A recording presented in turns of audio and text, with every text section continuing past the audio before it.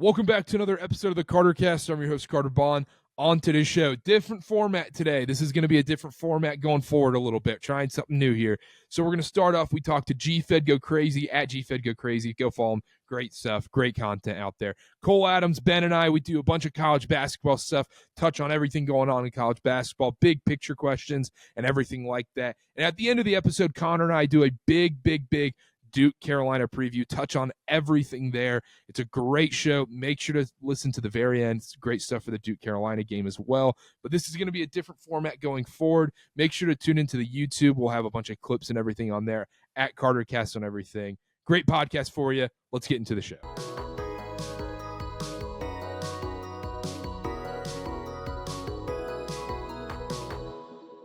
We're live, college basketball show. We got a full crew here today. Ben's here, Cole's here. We got a new very special guest, GFed, at GFed Go Crazy. If you're on social media, you've seen his stuff. GFed, thanks for joining the show, man. Absolutely.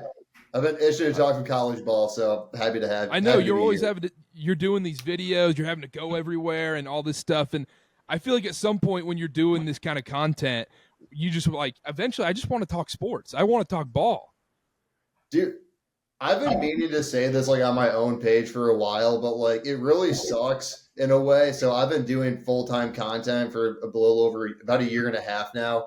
And I would have never expected going into doing sports as content that I would actually watch less sports than I did previous to doing this. Do you get nervous? All the games and everything, but sometimes I do just want to hop on and talk ball because before I was doing the stadium stuff, that's all I really did. And I feel like I've removed myself from that a little bit further than I would like to, where you guys probably know what's going on day to day a lot better than I do. But I want to get back into the swing. I think I'm able to, get some good takes out there, get some good analysis. I just need to get back in the swing of it to do it. Whenever you tweet your takes and everything, are there people that essentially say shut up and dribble in the comments? I've had that before, yeah. Shut up and stay in the stadium. No, yeah. Anytime I make a take that somebody doesn't agree with, almost automatically it's just stick to the stadiums, bro. Someone's gonna say it. Yeah, that's just the name of the game. I mean, Cole here, I think Cole has the highest approval rating out of any sports personality on Twitter. And that Cooper I've got Flagg some haters stuff, too. I have discovered I've got some haters, and in Dude, fact, there was someone last night. Yeah, I saw that. I've got some. Nobody. Hey, I am proof that nobody is ever going to be fully innocent because it's I always try to put good out there. So it's even I can get haters, but it's whatever. It's part of the game, right? The Cooper Flagg stuff. I saw you taking a victory lap last night. I did because he's been awesome, and he's been. I mean, that was a month ago. I got crushed. In fact, even my new family, the Auburn family, they crushed me for saying that I thought Cooper would win Player of the Year over Janai a month ago. But I feel like that's aged pretty well. So just saying. Talk about your Auburn trip. What happened down there? All of a sudden you're Auburn, I'm going down to Auburn, Tennessee. Yeah, awesome games. It's hard to get into Neville for basketball, but if you have the opportunity, I would highly, highly recommend. That was a really, really electric environment. And special too, because they honestly, a decade ago, nobody expected Auburn to be good. Talking to people down there, everybody was so nice, but nobody there expected them to be what they are now. And now they've become honestly a premier program in the sport, but also they have such a great environment too. So it's just cool to watch something organic grow. I mean, the SEC gets a lot of flack from a lot of people because, sometimes they seem pretentious and stuff like that. But honestly, people there didn't seem pretentious at all. And it was a really, really good time. And everybody was so nice to me. So definitely going to have to go back for football. But for basketball specifically, man, honestly, I've been to a lot of college basketball arenas. That might be my favorite, even though I'm from Dayton. So I'm biased for UD. But yeah, that was a really, really cool place and a great game. Well, if you like defensive battles, it was a great game. Yeah, but the ending was crazy. So, and in fact, people in the student section were if he would have dunked, I forget who, I think it was Janai, but if Janai had dunked the ball at the end, maybe we had stormed the court, and they don't storm the court there. So, yeah, great time. You met Bruce Pearl, right? Yeah, BP, really good dude. And like I said, everybody there was so nice. Now I'm not media, so obviously I do things a little different than traditional. So I'm kind of I kind of play by my own rules in a way, but I Bruce was really cool, and everybody there was really cool. Everybody from the people that do like their creative stuff, and the fans were all nice. So yeah, that's Auburn for you. Great place, highly recommend. I love it. Should we talk some college basketball now? Yes, sir. Let's do it. That's so why we're last here. night, Cooper Flagg and Duke takes care of NC State. Gross game. Duke wins by 10, but a lot closer than the score shows. Then Ben and I were talking last night, kind of sparked a discussion. I'll start with you, GFed. I know you haven't been able to keep up with college basketball as much this year as you probably would like to, but who would you take, Cooper Flagg or Zion Williamson? 2019 Duke Zion or this year Cooper Flagg? Who's the better player? I mean, it's so tough to compare because I think one thing that I feel like Zion had more juice, partially because the ACC was better when he was in it. I think one thing that's really taken away from Duke's season right now is half of it is they are so good that no one's competing, but also the ACC just isn't that great. No, it stinks. Yeah, I would. Man, the part that I'm having a hard time with, I think I would rather have Zion in my program than have Cooper Flagg, just because Zion was more of a marketable, dynamic athlete that Cooper Flagg is. Cooper Flagg isn't taking over the country like Zion did, and Duke was the number 1 overall seed when they had Zion. I mean, if Duke doesn't get it for themselves with Cooper, they're going to be pretty dang close.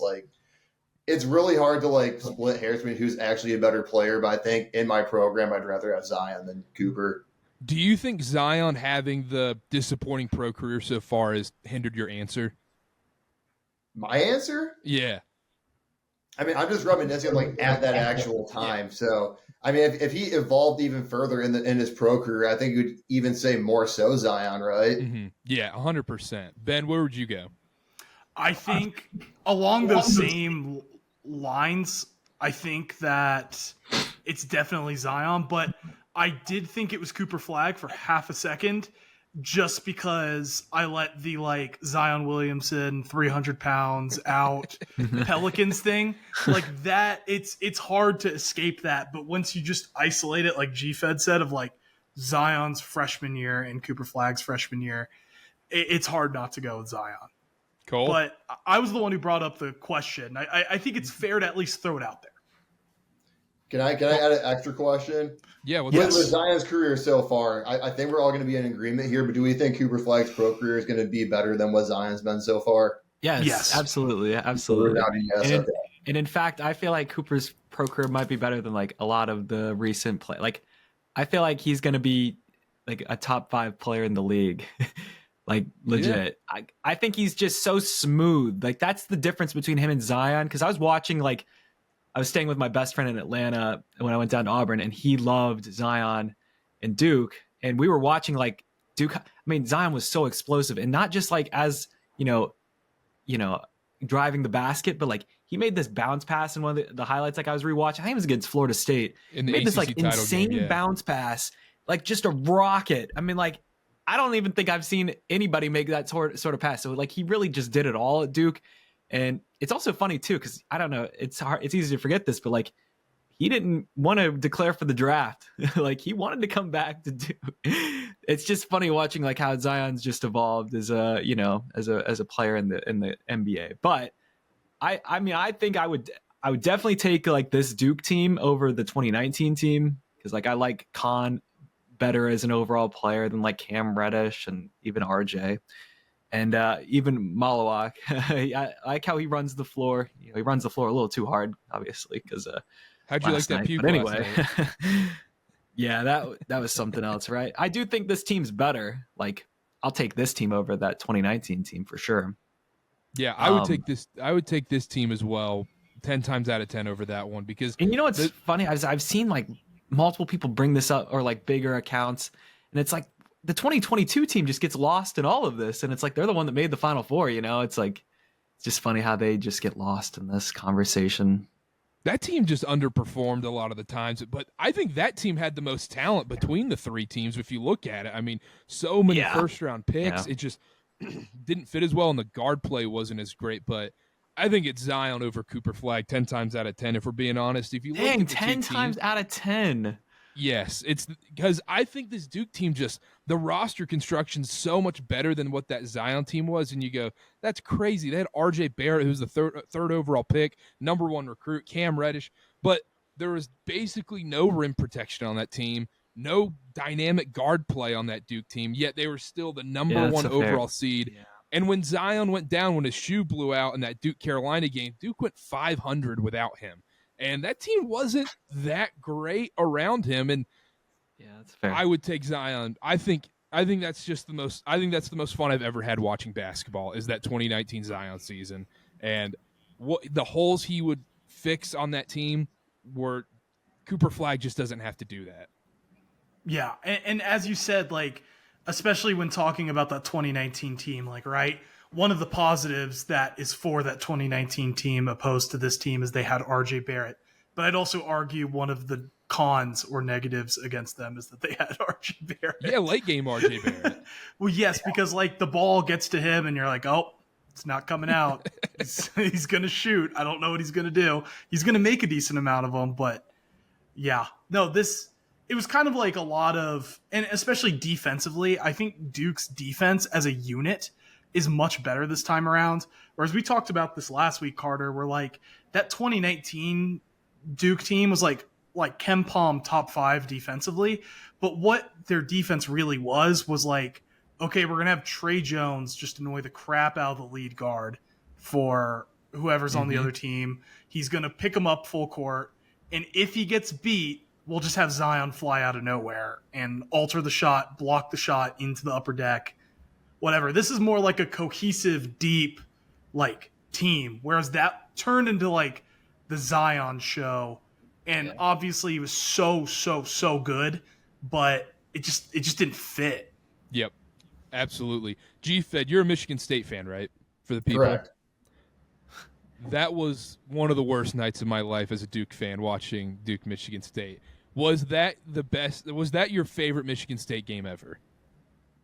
It's the two best Michigan State games for sure is that game and then the 2009 Final Four against UConn in Detroit.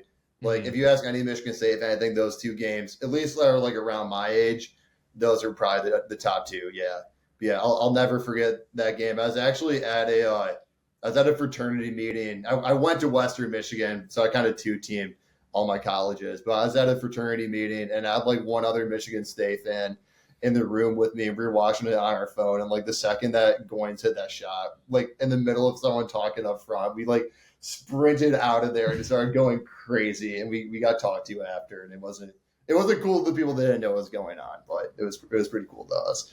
Yeah, that I went into like severe depression after that. I don't think I showed up to work the next day.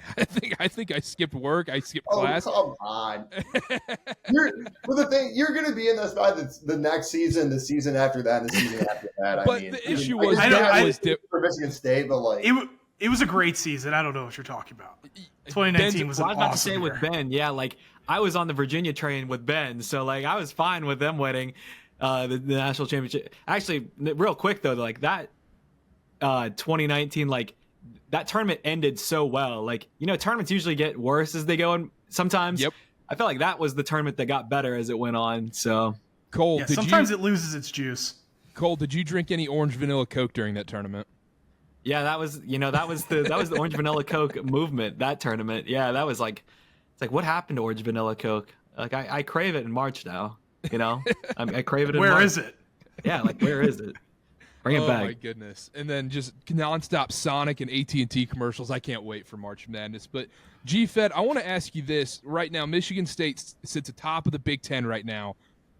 Is this Tom Izzo's best coaching job? Because I don't think this is anywhere near his most talented roster he's ever had. I understand it's a down Big Ten, but this has been a masterclass by Tom Izzo this year. Yeah, I think things are looking pretty good. I mean, I think that there's a lot of addition by subtraction on this team. I think that like the vibes with like the Hogard teams were just not good.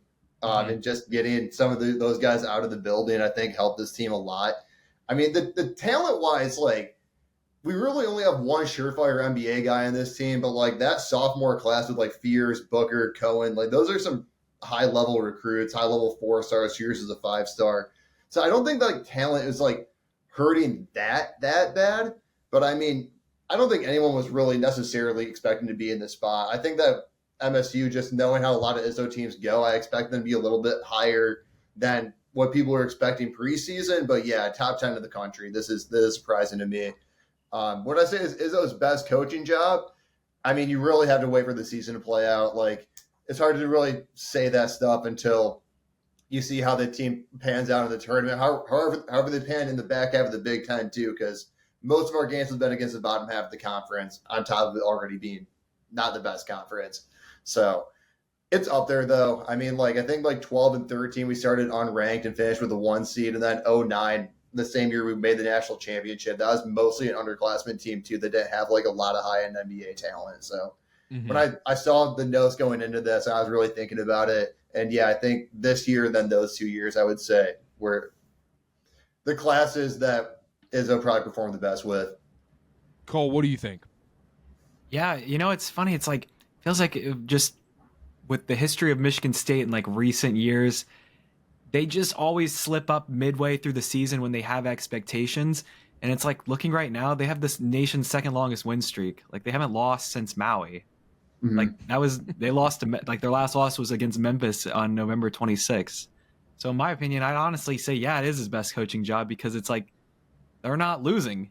And yeah, I mean, they haven't beat like the best teams in the Big Ten. They did beat Illinois, so that was good. But I would say it is. And I honestly feel like this team is going to project pretty well with March, because like their guard play, they all play with each other very well.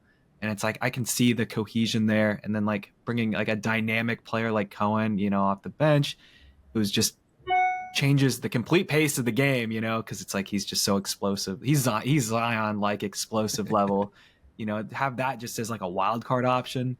I'd say so. And like, I honestly feel like they're going to project pretty well when it comes to like maybe making a run to a Final Four this year, compared to like maybe any other. I mean, they're going to get a higher ranking than like they've gotten since like maybe like 2020, when that would have like, I think they would have been like a 3 seed in 2020 if that hadn't gotten canceled. Probably 2, yeah. Yeah, so I think this will be their highest seed.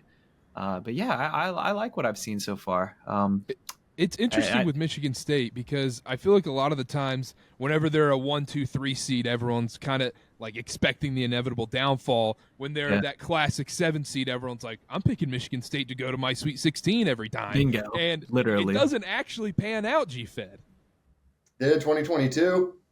I guess it did, yeah. Marquise Noel. Marquise Noel is the most underrated March Madness superstar that doesn't get talked about enough. Yeah. He was so damn special. Ben, is this IZZO'S best coaching job? It's got to be up there. It's his best coaching job in a while, because you look at the roster, you look at the talent. The last few years, this kind of group is what we talked about. It's that Michigan State 7 seed, and you see Duke as the 2, and you go, ooh, like, are they going to beat Duke? Ooh, are they going to beat North Carolina? And then they don't. But it's a good game usually.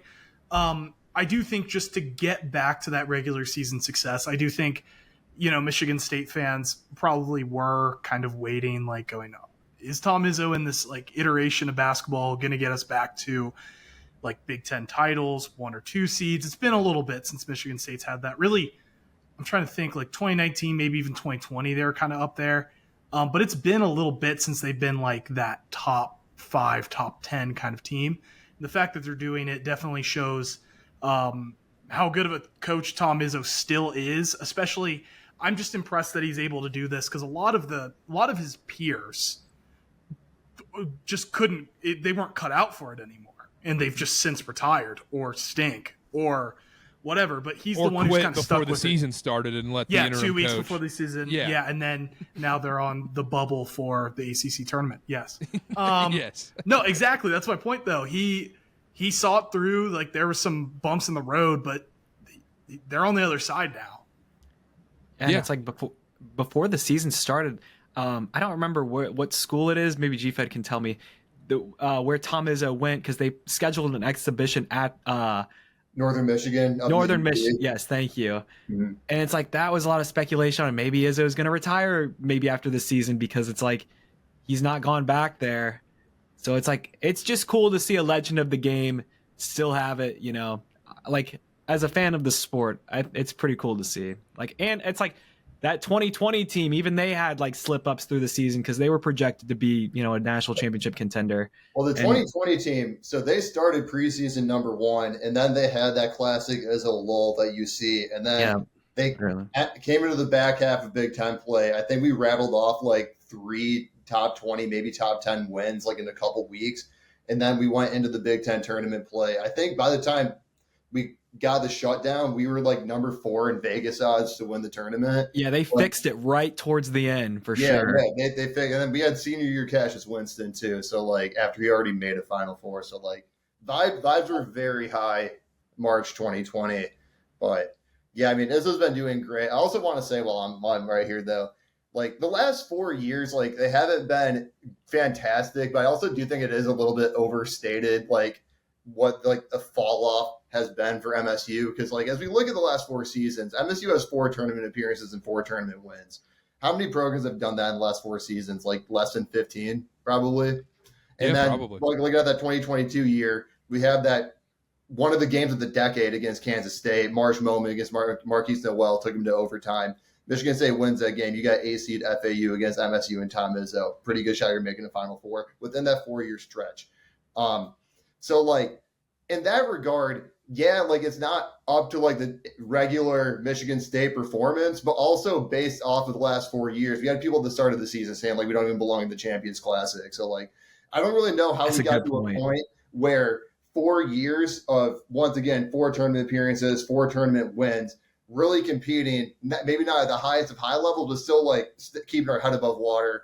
And like that's not good enough, but also like the expectations are so high that like we're no longer like supposed to be in the Champions Classic. It's like I don't know how we got into that medium zone where like our expectations are high enough that like that's not good enough, but also like we're not good enough that like we can't be among the elite teams, because that seems like an elite expectation to me. That I agree we should have that expectation. We're not hitting it, but I don't know. I'm just venting some frustrations now. Yeah, fall off is relative for sure. It was just like, oh, they're not. Like it was kind of they're a victim of their own success to a degree. 100%. Of like, oh, well, they're not a 1 or 2 seed. What's going on? Right. And just they've gotten back to that, and props to them, because that's really hard, not only to sustain, but once you kind of like aren't there for a few years to get back. And Tom Izzo's done that. I feel like the only teams that would be held to the standard that MSU's been held to the last 4 years is like the Dukes and North Carolinas and Kentuckys of the world. And then because we haven't met that standard, people are like, you are not a Duke or North Carolina or a Kentucky of the world. Not to mention that like Duke has missed a tournament in those 4 seasons. North Carolina missed a tournament in those 4 seasons. Like Carolina's a whole nother story. We can get it. They really are. They really are. They really are. If it wasn't for UNC making that natty, like Michigan State the last 4 years is objectively in a better spot than North Carolina was. For sure. 100%. 100%. And Hubert Davis is not coaching at Carolina. They got someone else in there as well. The other thing, too, about I think it's interesting you mentioned, like, the close calls, and obviously the tournament can be a crapshoot. And you talk about, the 23 tournament with Marquise Noel and everything? 22, yeah. Because the previous year, 22 was when they lost to Duke, right? With Banchero. That would have been 20. That would have been 23, I believe. No, 22 was Palo. And then 23 was FAU, San Diego State, UConn. Because UConn won that year, and UConn went back 24 was Maybe UConn. I'm thinking, I'm thinking 22, 23. I'm getting, It's okay. You're always on the road. You get a pass. You got travel you're on the fog. road. It doesn't matter. But my thing is, to your point, is like even that second round game, it took a miracle from Duke just to beat Michigan State. And then if Michigan State upsets Duke in that spot, we're talking about this totally differently too. 100%. Yeah, I mean, but like that also goes to your point. Like we lost those games at the end of the day because of talent. Like MSU gives their A game in all the tournament games, but like when you play like a 1 seed, and that's how it's always been. Except that's for a good point. The year that we beat Marquette, like the reason we're not doing better in the tournament is because the talent has not been where it needs to be. So when we get in those games against the Dukes of the world, against the UNCs of the world, when they are a 1 seed, like they had too many guys. Mm-hmm.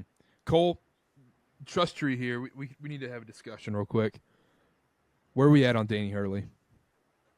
And Danny's been getting ripped to shreds, man. It's like I get everybody hates him, but like I say, He's a great character for the sport. And GFed will know this. Danny Hurley is a wrestling fan. All right. He plays into.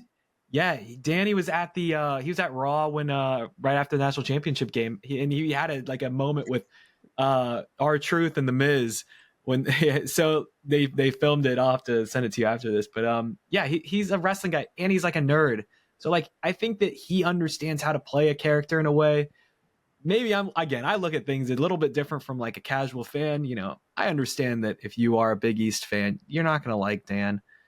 You know, he's the enemy. But I think he makes a great villain in a time where there's so much change in college sports. We need villains. Everybody kind of looks the same. Like the coaches, you know, they're all wearing their street clothes. And it's just like, no, there's no personality, but like Dan brings that. So that's why I love Dan. So I do believe in the need for characters. Here's my one concern.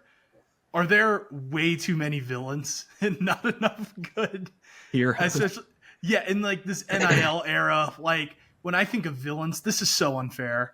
I just think of like all the SEC coaches, like it's just villain. Yeah, like Nate Oates. Nate Oates and like I don't think Pope falls into that category though. No, he doesn't. But you know who I'm talking about, like the NIL guys. Even Bruce Pearl is very much like a mixed bag of what people feel about him. They either love Bruce Pearl or they hate Bruce Pearl. Same thing with like Muss. There's a lot of those guys. I think the sport is lacking kind of the humble, aw shucks kind of guy. Well, that's where we're losing him because like Scott Drew. I mean, like they've been bad. Like it is Scott Drew. Scott Drew's the guy. Tony Bennett. He retires. Jay Wright was a part of that too. I'd say too. So I'll say hey to Scott Drew tonight for you, Ben. Do you guys think that like some of the SEC hate from football is carried over to basketball too? Because like I think that's a little bit of a thing as well. For sure. Yeah. It's like what are you doing? Like you can't jump into our sport. I don't know. That's how I feel. It's a little bit like because like when we were talking about earlier, like one thing I was kind of thinking about, like you guys remember like peak like Calipari, like what the SEC was like for those teams. The SEC was so bad. It was just them in Florida. Calipari was rolling. Like yeah, you might have like a decent Tennessee team or a decent Florida team, but like Alabama, Auburn. Terrible. Mississippi State, Ole Miss, like even Georgia right now, like there's so many teams coming out of the woodworks that are just like, I mean, SEC basketball is what SEC football thinks it is at this point. Like 100%. I don't want to smoke with most of those teams come March. For sure. I honestly feel like they're having the best season like a conference has ever had, and like it's been a bit. Yeah, like they just beat up on each other every night, and it's like I am interested to see how that does play out once like. You know, they still have the SEC tournament. It's like, wonder what happens when March gets here, how exhausted these teams are going to be. Because that's like another thing I think about. But maybe they'll be battle tested because, you know, people always hate on like Gonzaga, for example, for not playing like a great schedule. And then once March gets there, they're not ready for the physicality. So it'll be interesting to see how that plays out. There is some truth to that, though. I think that's another point for Duke, where Duke's going through a weaker ACC, and they're like, Duke's not really going to be tested. They'll play Illinois, the Garden, or whatever. But, you know, it's interesting to see that game. Yeah, I know. That's such a random game. All of a sudden, it's going to come up, and you're like, oh, Duke, Illinois, sweet. Turn on my TV. But, yeah, in the SEC dominance, like, how did it happen? Like, is it just solely because they said, you know what, we need to start putting a ton of money into this, or is it just... I think it's a coaching. That's what I'm thinking. I think it's both. Hires. I think it's both, right? Because, like, Nate Oates, home run hire. Like, a lot of these guys, it's just they got the new... And what's funny is it's like they didn't just go and just shove a bunch of money in guys' faces, right? Like we have Mark Pope who 2 years ago was like 6th in the WCC. He's Kentucky's coach right now. Nate Oates, right? Like he was the coach of Buffalo. Like it's not like they just went to the ACC and found like the best coaches in the ACC or the Big East and just said, hey, here's a crap ton of money that these other schools can't match. No, they did it the smart way, but then you also have that SEC deep pockets backing to provide these really good coaches with the rosters they want. It's definitely a recipe for success, but I hate it. Like I can't lie. I'm like this is supposed to be the ACC and Big East thing, and now the Big 12 and SEC are taking it over, and it feels like no. Let us have our thing. You know, college basketball's our thing. I do think that, like, I don't think it's a situation that, like, other conferences can't compete with, though. Like, I think a lot of people, I've seen sentiment that's like, oh, the SEC is just, like, outspending everyone, and this is, like, the result of that. I don't think that's true. I don't think it's true either, especially after going to Auburn. Like, that wasn't, like, my takeaway was this is, like, the nicest place on planet Earth. Like, they have so much money. I didn't really get that vibe either. So, I also feel like college basketball comes in waves. Like, I think the SEC is having a really, really great season. I don't think that's necessarily going to, like, just be forever. And it's, like, easy to get caught up in that because I think people just get so frustrated with how football is run with, like, for example, ESPN controlling not only the SEC because of the broadcasting, but also the playoff. So people get really frustrated with the coverage behind it. I don't think that that's going to happen with college basketball, which is, again, GFed made a great tweet that college basketball is in the healthiest position of any, like, sport, really. And I would agree with that because I don't think that the SEC is just going to be running for the next decade on, like, dominating college basketball. I think they're just having a really good moment at this time. You can't buy a championship in college basketball. It's facts. Yep. No, look at Miami. Money helps. It's not everything, though. Yeah, look at Miami. And the other thing, to your point, Cole, is, like, look at the ACC in 2019 when it was Carolina was dominant, Virginia, even Florida State, Duke. Imagine someone telling you, 5 years later, 6 years later that, oh, man, like, Duke is the only relevant team right now and everybody else is basically a bubble team at that point. So the drop-off can be very, very quick. And also the rise of the SEC happened in basically just a few years. So all of this can change very quickly. And I think that's a great point that it's not going to continue forever. Well, it's like, Yeah. Yeah, I mean, people forget, like, though, like, Virginia wins a title in 2019, Miami makes a Final Four in 2023, Duke in 2022, and then even last year, NC State. So it's NC State. Yeah, so it's like, even though the ACC is bad this year, I don't think that they're just going through some change. Once they get, like, these newer coaches established, give them some time, it's going to heal itself because I think that's what college basketball does. It just goes in waves. And a lot of those ACC teams do have sort of, like, the resources. Like, I agreed that, like, the SEC does, it's not just, oh, they're buying everyone else, but right, like, Auburn, they've got enough money. Alabama, they've got enough money to, like, to help, but, like, it's not overwhelming. Whereas, like, a lot of these ACC teams, I think, have similar money. They just have to get the right coach. But Karter, you said 5 years ago, it's like, oh, we have Duke, UNC, and Virginia are the one seeds. Like, what if someone told you 5 years from now, the coaches of those 3 1 seeds are not coaching anymore? They are retired. I wouldn't believe the Virginia one. I wouldn't have believed Tony Bennett. I didn't know he wasn't a lifer. So yeah, because it felt like that was the opportunity. I think Virginia falling off definitely hurt too, because it felt like they were supposed to be kind of like the new they were just team such a in the ACC. rock. It's like they were so consistent for the 2010s and to GFed's point about you can't buy championships and everything, look at the most expensive roster in the SEC right now. It's in Fayetteville, Arkansas, and look what's happening right now. Like, they've won one game in the SEC. They're struggling, and they spent all this money on a coach and all these players and everything. It proves, like, you cannot buy these things. Kansas State, Karter. Kansas State.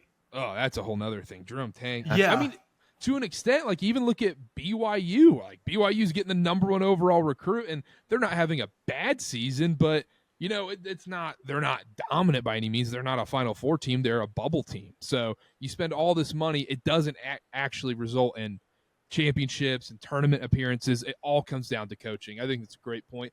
Let's move on. GFed. I know, like I said before, I know you haven't been super, super tapped in, but in your opinion, who's the most overrated, fraudulent team in college basketball right now? The most overrated, the most overrated team that, like, is actually ranked pretty high that I just don't really see. Maybe I'm biased. I'm watching more Big Ten, but, like, I don't think that Oregon is worth being top 15 at all. I've seen really nothing inspiring from that team. They strike no fear in me. I would be surprised if they make it past, like, maybe one game of the tournament. There's just nothing there to me. There's no, like, star. There's no top player. There's no, like, really, really impressive win. I know they beat Bama, but, like, the regular season games and the Thanksgiving weekend tournaments count, of course, but, like, I think they matter less. Like, you can easily just go on a run or a free fall in one weekend there and lose or win 3 games. But yeah, it's Oregon for me.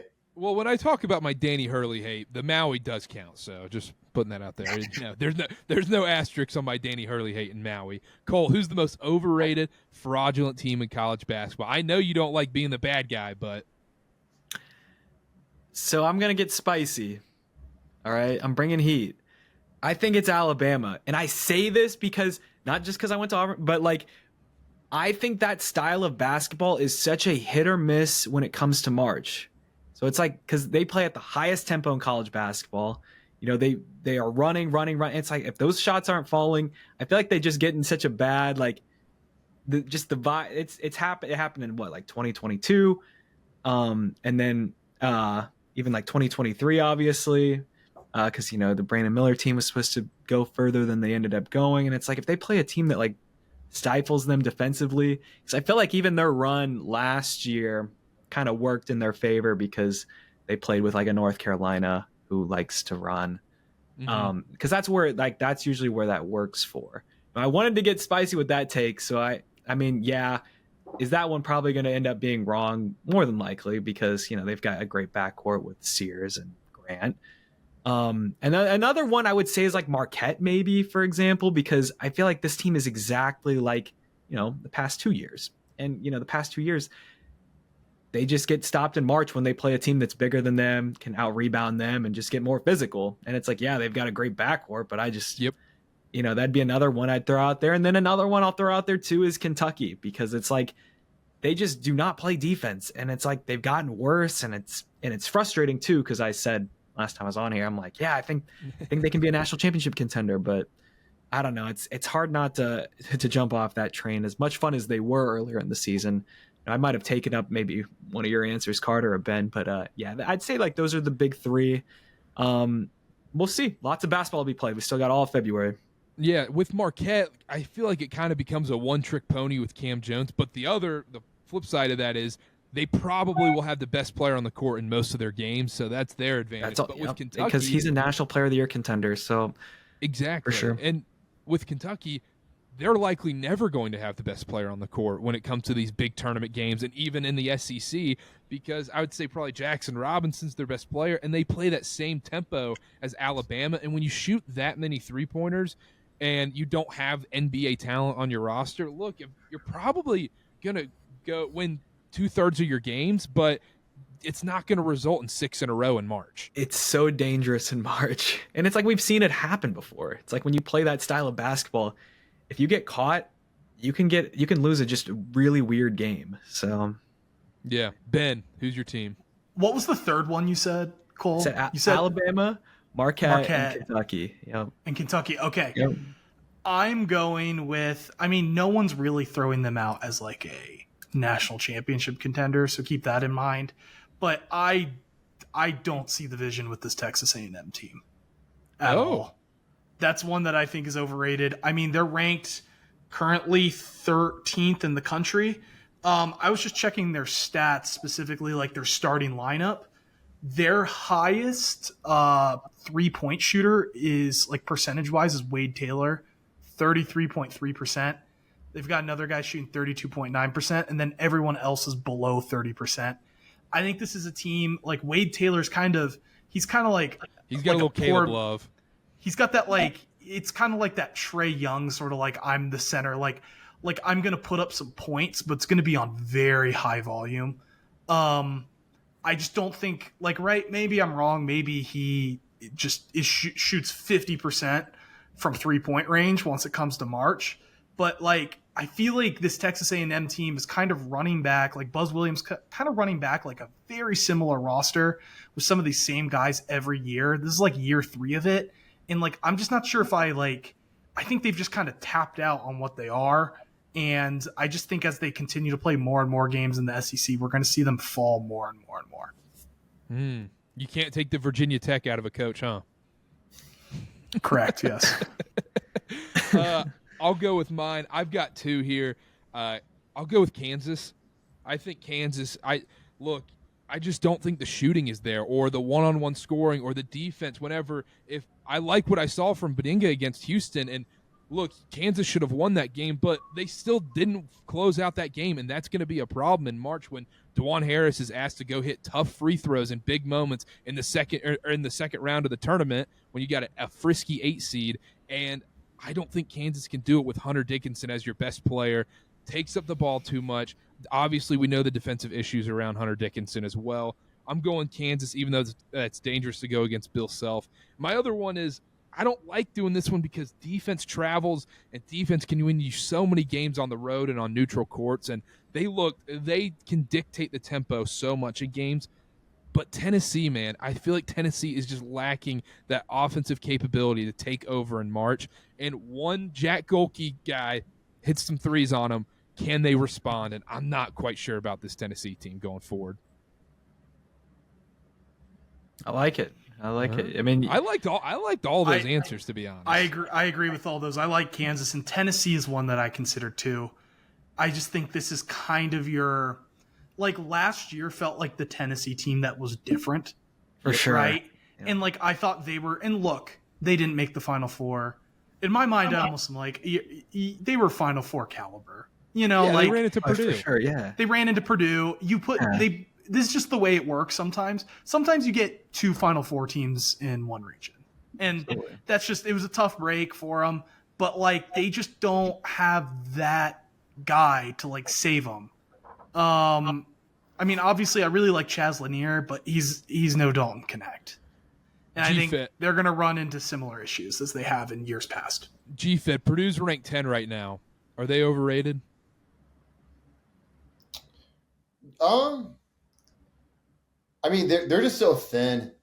Yeah. Like, that's the only issue I think I have with them. I mean, without Braden and TKR, like, their depth is nothing. Yep. With that being said, I think that they're for sure the second best team in the Big Ten, though, which I feel like that rating's pretty adequate. They have enough big wins this year. I don't know who else in the Big Ten is going to be, Michigan? on that level, right?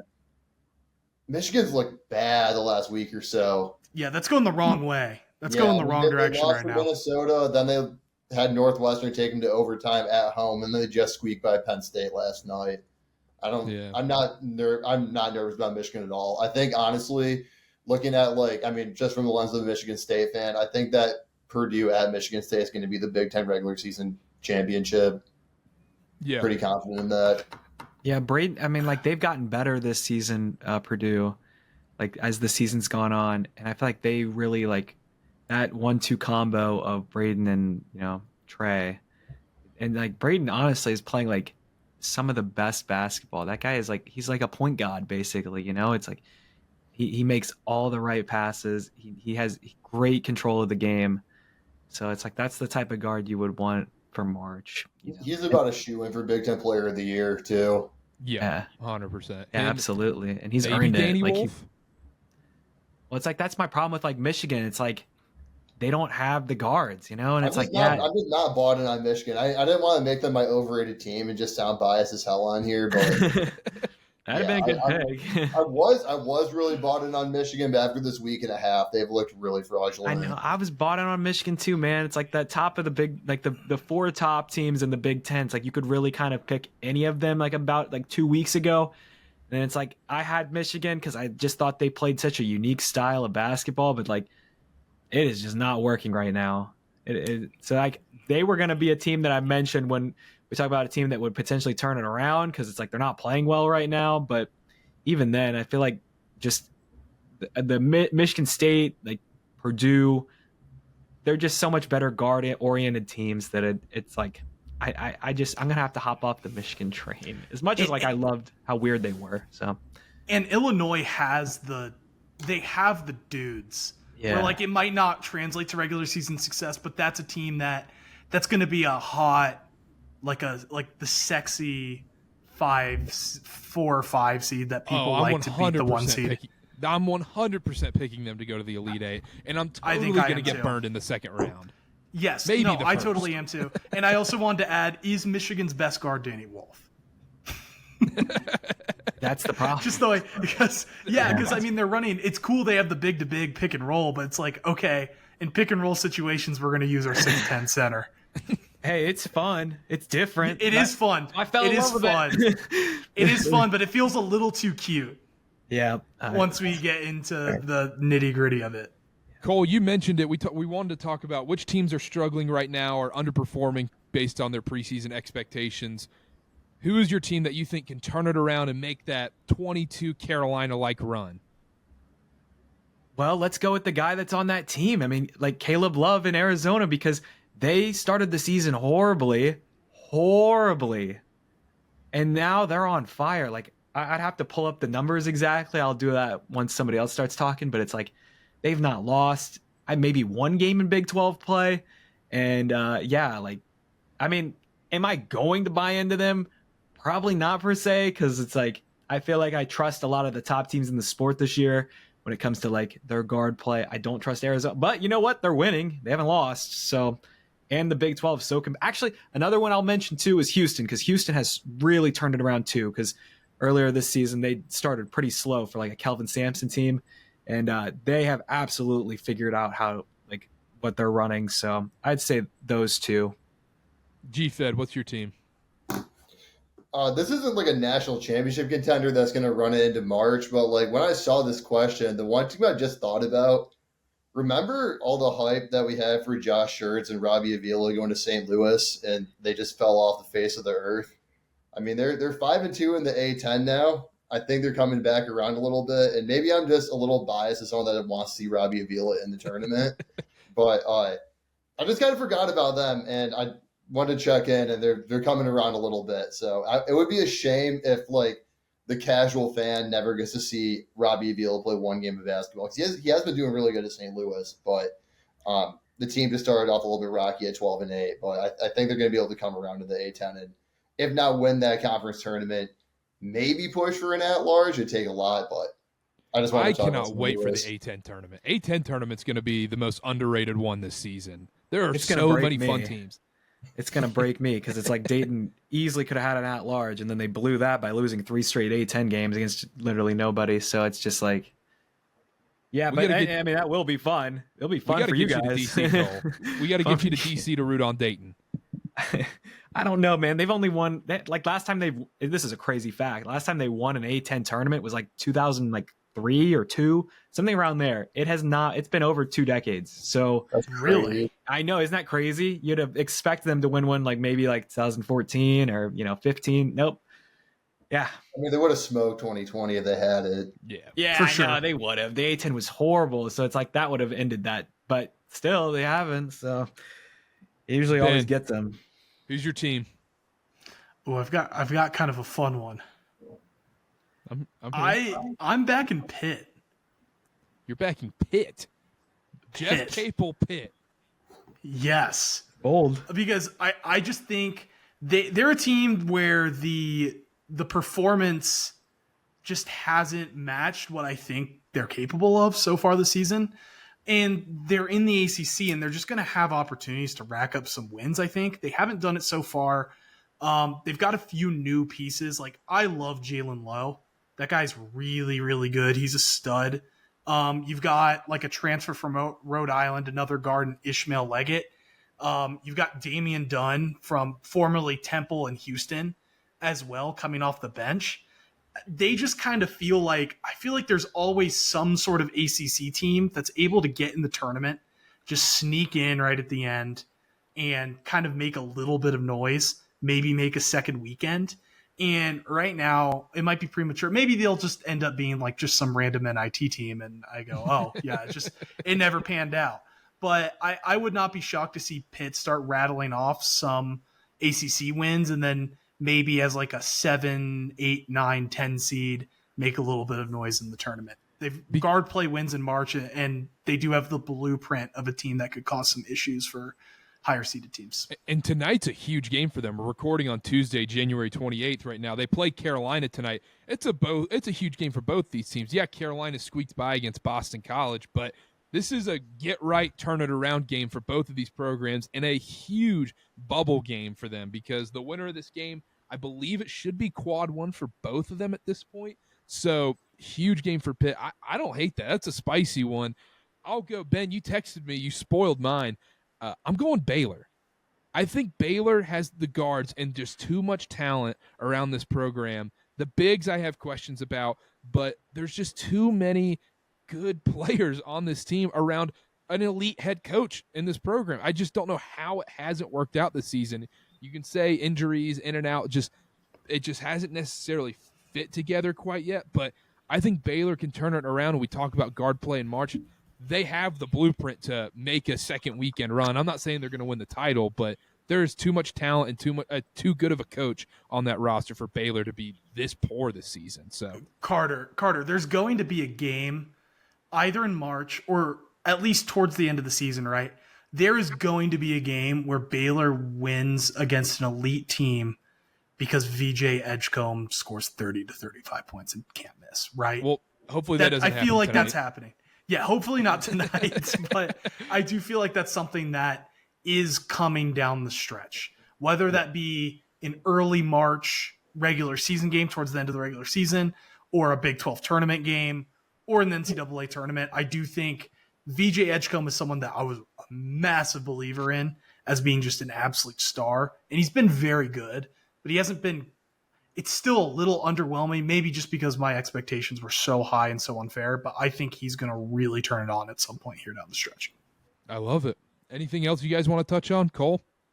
I just feel like college basketball really, GFed said this in Twitter, like I mentioned earlier, it's in such a healthy spot because like all of us mentioned all different teams for overrated, all different teams for turn it around.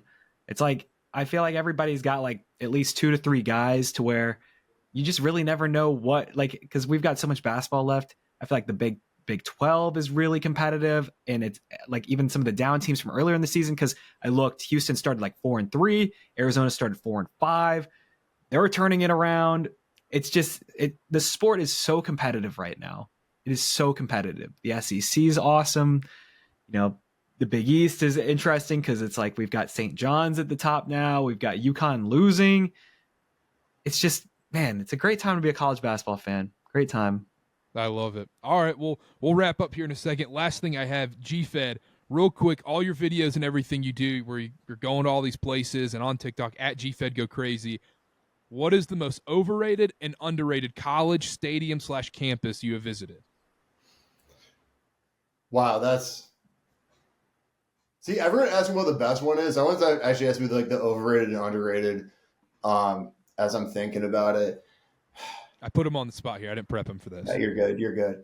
I'm going to underrated. I'm going to default to Louisville, partially because I got a good little following over there. But like, I do really like their stadium.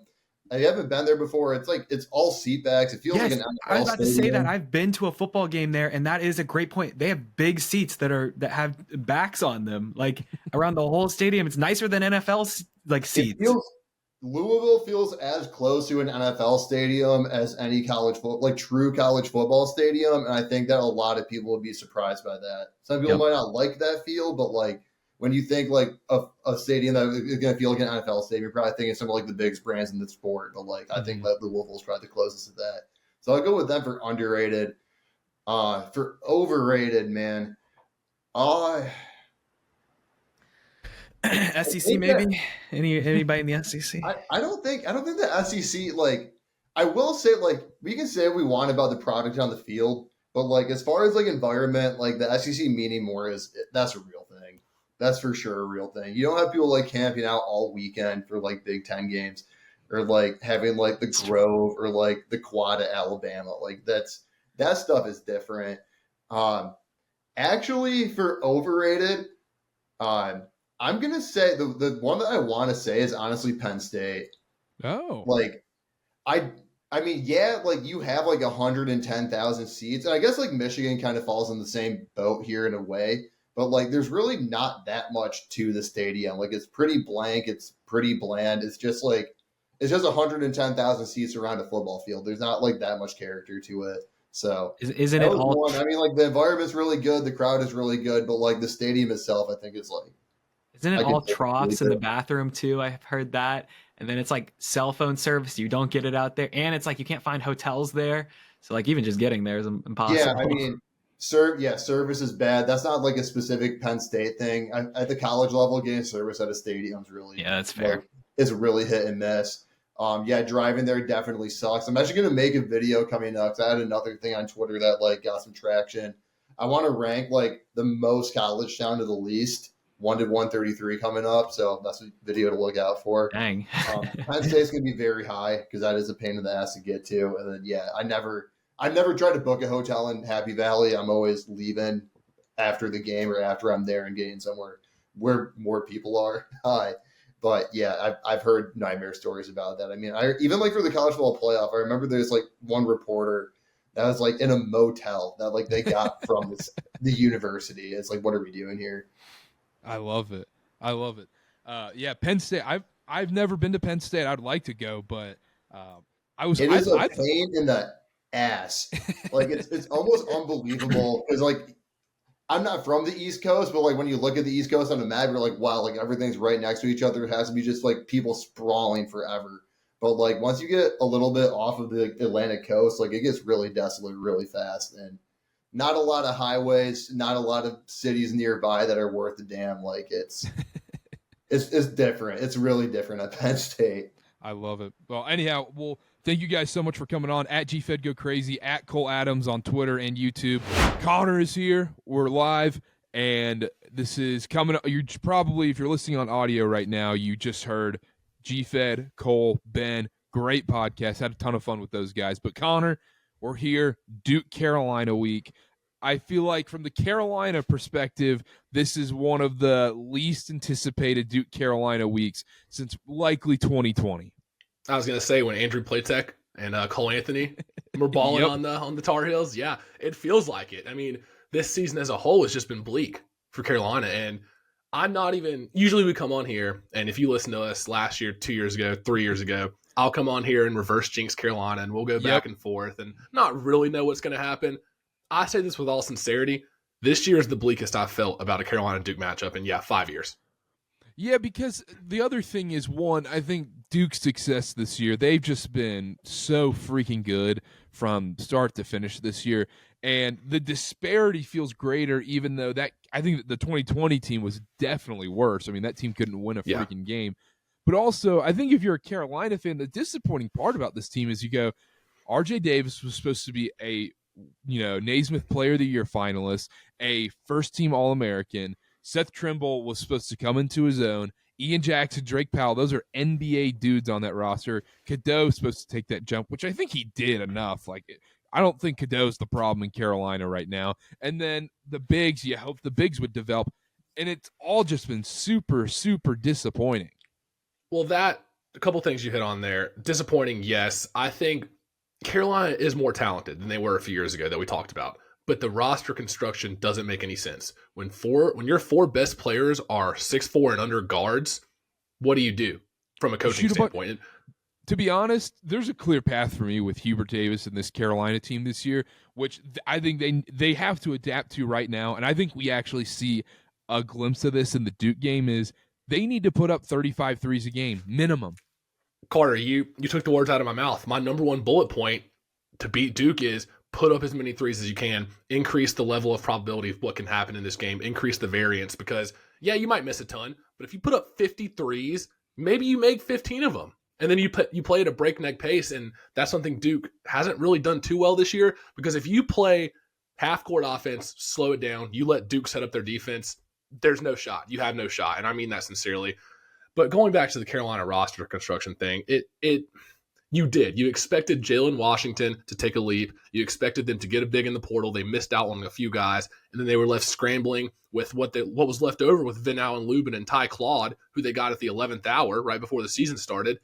It doesn't make sense. And you want to talk about RJ Davis being disappointing. The number one factor, I even preached this in the preseason. I said, everyone be careful because Armando Bacot's gone, and he drew so much of the defensive attention that left RJ Davis wide open on so many looks. Or, swing one more in the corner, wide open three. There is no post presence strong in the defense anymore. And for Carolina, a Carolina team, that is not normal, not something we're used to seeing. And honestly, it hurts to watch sometimes because you're right. They haven't found their identity of, okay, we're starting four guards. We have to jack up a bunch of threes.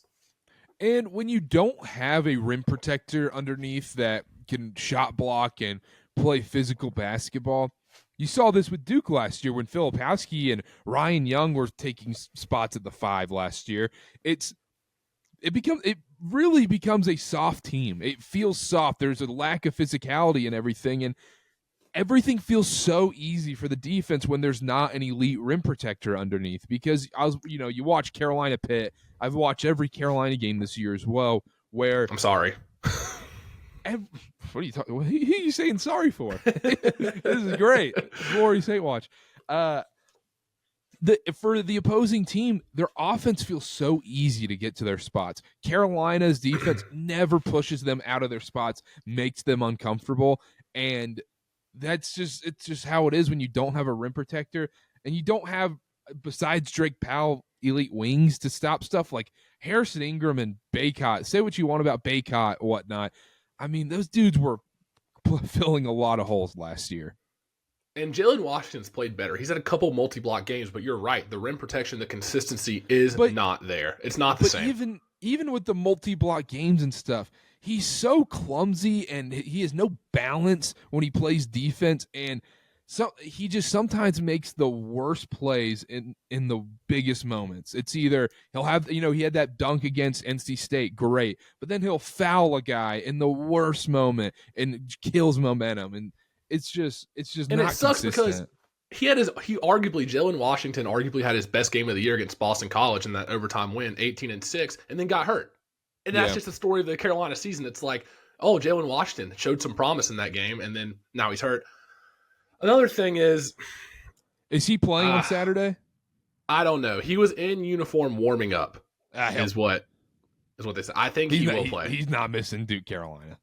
No, I think you're right. If you're a Duke or Carolina player and that game comes up, I mean, if you're anything above 30%, you're playing, right? I think you have to, even if you play spot minutes. Yeah. Yeah, I think you're right. I love it. It's tough, though. Carolina drops to Pitt last night. This is not the Carolina team we're used to seeing. They're 13-9 now, 7th in the ACC, and what we said they're 1-8 in quad one. This is not Carolina basketball where you're fighting for a bubble spot with Wake Forest on a Tuesday night every year. Like I know. we grew up spoiled. I grew up spoiled with Carolina basketball, where it's, oh man, are they a national title contender or not? Not, are they going to make the tournament or not?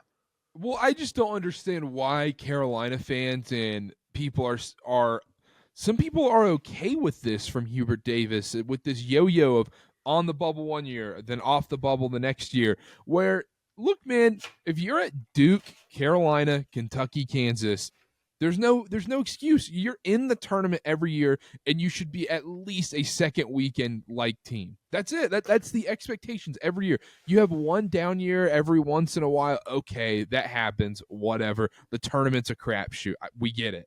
But with Hubert, 3 out of 4 years on the bubble is just not acceptable, in my opinion. So do you blame him for roster construction then? Because that's the number one problem in my eyes, is the way the team has been constructed and through the offseason not getting the pieces you need.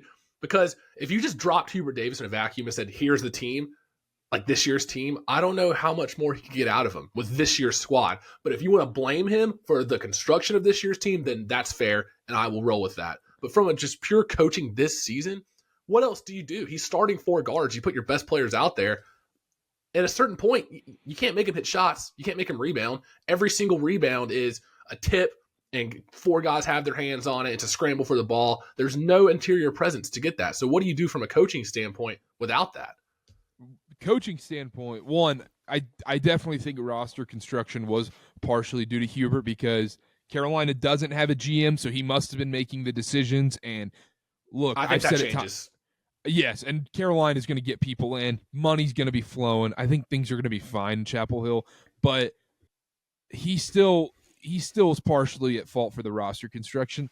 That's fair. I said it before, but when you have what bugs me about a lot of coaches in basketball is they don't necessarily adapt to their personnel as much. And when you have 4 guards playing and you're an undersized team, you need to run and gun and shoot a ton of threes. And I feel like Carolina falls into this slow half-court Roy Williams offense sometimes, where they almost pretend they have 2 bigs still, when it's like, no, you guys need to be playing 7 seconds or less Phoenix Suns offense, shooting 35, 40 plus threes a game minimum. No questions asked. That's the only way this team can win going forward, because if the rim protection isn't there, you have to outscore this team with 3-pointers. It's that simple. It's a game of math at that point. Watch Alabama, watch Kentucky and what they do. Copy that. Exactly. I agree with most of that. And the way it's fallen this year is that this team doesn't win if Ian Jackson doesn't have a good game, at least the last 10 games. There was a point in the year where I had the stat right here. In December and January, he scored 18 or more points in 7 straight games. Carolina won 6 of those. It shouldn't fall. And then all of a sudden, he's in single digits 3 the last 4. It should not fall on a true freshman to be that go-to scorer like that. Because I know you're going to say Cooper Flagg and some of these highly talented, heralded freshmen, but Ian Jackson, I don't think was ever supposed to be that guy. So when you rely on a true freshman as your only option, and then when he doesn't have it going, where's the offense? I think that's wrong, and that's not a recipe for success.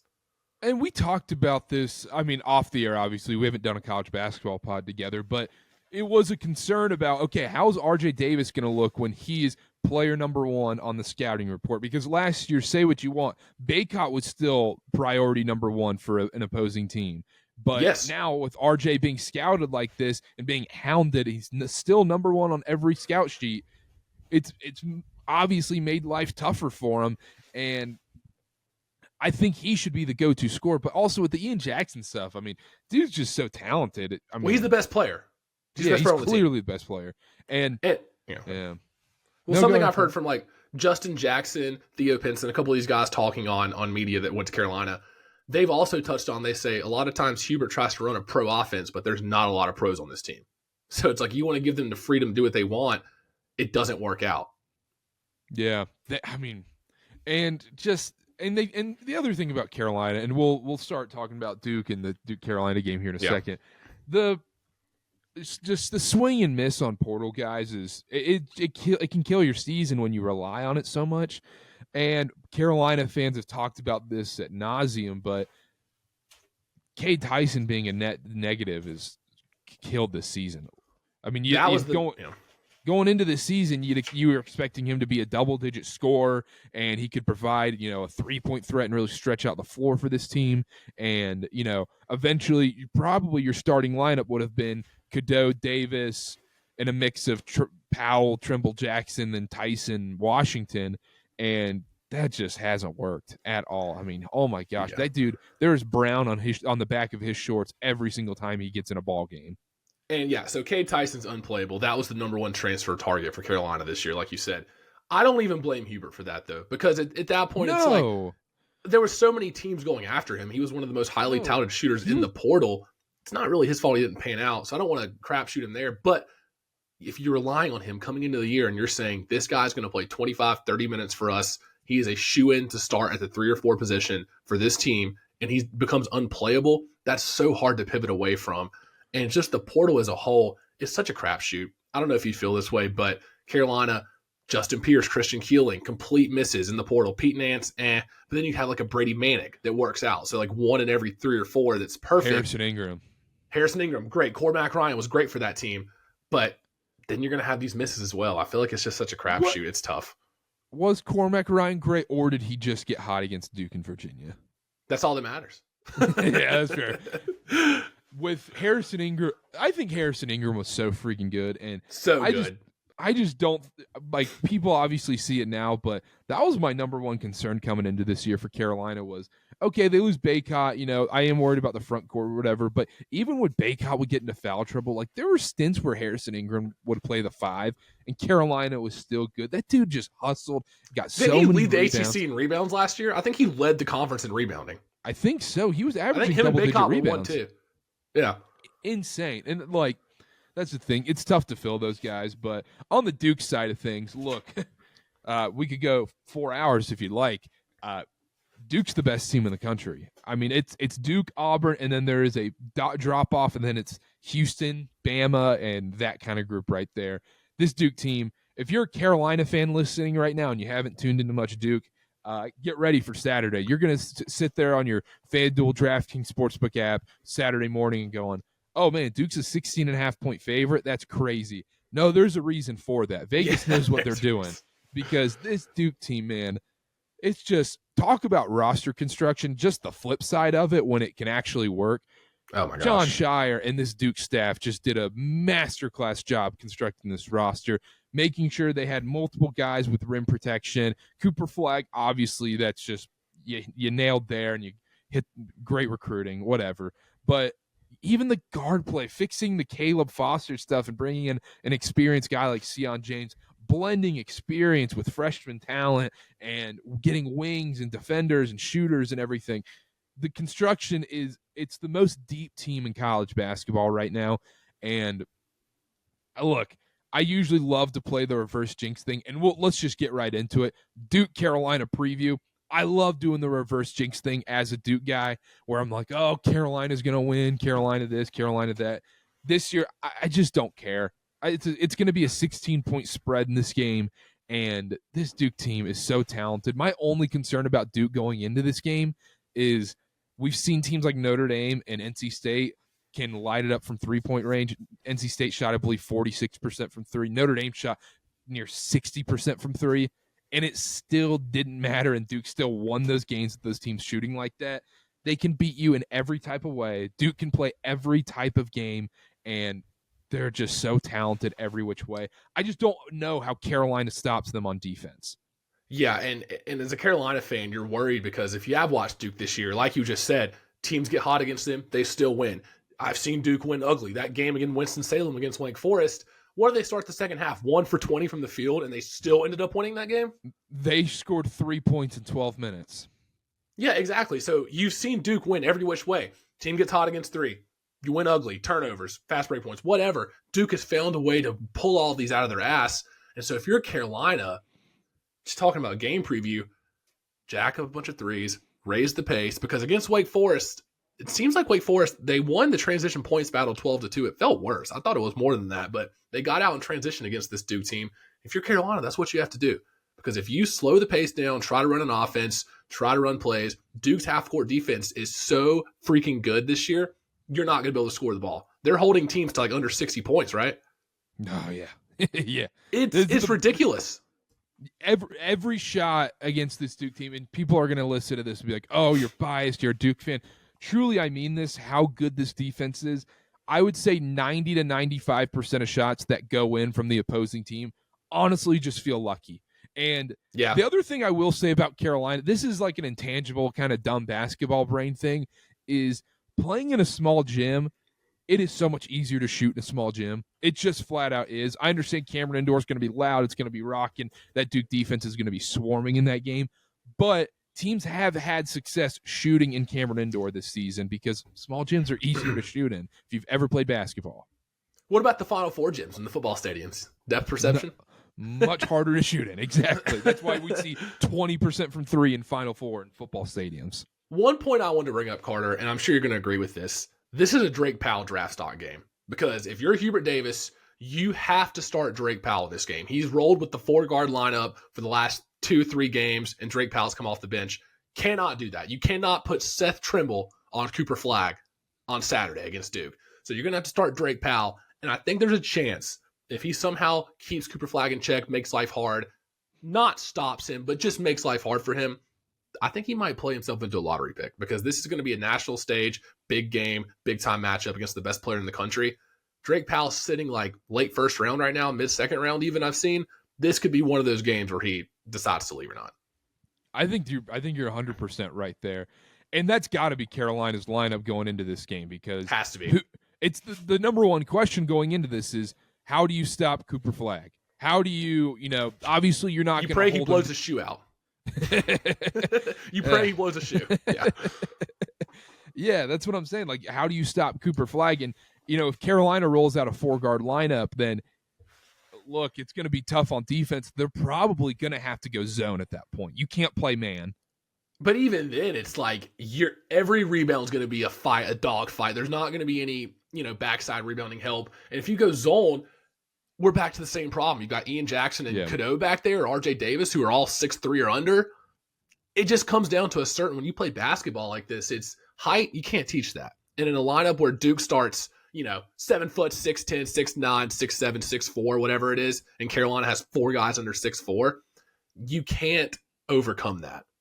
not for long stretches. You might be able to go 4 guards for a few stretches and press and maybe try to make Duke up the tempo a little bit, but that's not going to be the winning lineup. You have to play Drake Powell, and one of these bigs is going to have to bulk up and get rebounds and like really box out. And I don't know if I have faith in them to do that. And Carolina's got to hit shots early. That's another. And they thing. haven't done that this year. So many games it's been down by 10 in the first half, down by 20 in the first half. And yeah, they fight back and claw back, and then they lose by 1. Going into last night against Pittsburgh, 9 one-possession games. 9. And yes, they were 5-4 in those, but a lot of those wins were against worse opponents. They haven't beat a lot of good teams this year. No. And they come out so slow in so many first halves, even against like the crappier opponents. Like you like when they played like American, you're like, why is this a 4-point game at halftime? Elon, or whatever it was. Season opener. Elon, not a bad team. Elon, Okay. sneaky, frisky. Okay, all right, fair. Yeah, I like the Phoenix. So I'm not gonna lie. All right, so from a Duke perspective, what does this game mean for them from a pressure standpoint? Because it almost feels like because Carolina has had such a disappointing season, they can only hurt themselves in this game. They're supposed to win by 20, but they can only really hurt themselves. If they don't do that, then all of a sudden it's a negative. What do you think? Normally, I would agree with that, but Carolina is playing with a desperation in this game, and the pressure is on Carolina too, because if Carolina doesn't win this game, it makes their tournament seeding and resume, a lot more bleak at that point. So I agree with it from that standpoint, but look, man, Duke's Shire and the guys that were on that team last year aren't going to forget what happened last season. That's a real thing. And you're going to see if this is a 15, 20-point game late in the second half, I wouldn't be surprised if the starter stayed in till the very bitter end. It's one of those type things. And I know Duke has the pressure. Duke has kind of been sluggish recently. That's my concern is Duke has been sluggish against Wake and NC State and allowed them to get back in these games a little bit. I think NC State was a look-ahead spot, if we're being honest.